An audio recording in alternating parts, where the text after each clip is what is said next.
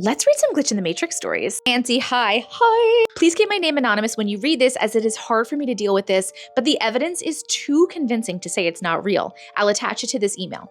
When I was 16, I was working my first job. I got home from work and I went to my room to get ready for bed.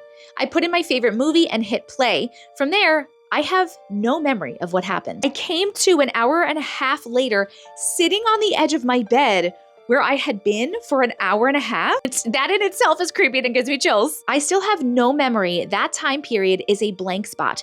The next morning, I found what looked like a puncture or injection on my shoulder. The dreams from there were of me on a table and a being at the end, and another one I remember knowing was female on my right shoulder. Fast forward to years later, I started having worse nightmares similar, but then one morning I woke up with bruises on my wrists, a large bruise with a puncture mark on my right arm. A while later, I woke up with my back on fire. When I looked in the mirror, there was a triangular burn and bruises going down my back. I eventually started having horrific nightmares of these beings walking me into this large room with all these box-style tables. They were holding me down and trying to inject my leg with something. I would wake up screaming. The weird part is the nerve in that part of my leg is hyperactive and burns on a regular basis. Not sure if it's their doing. I attached photos below of the burn and the bruise. This is the bruise.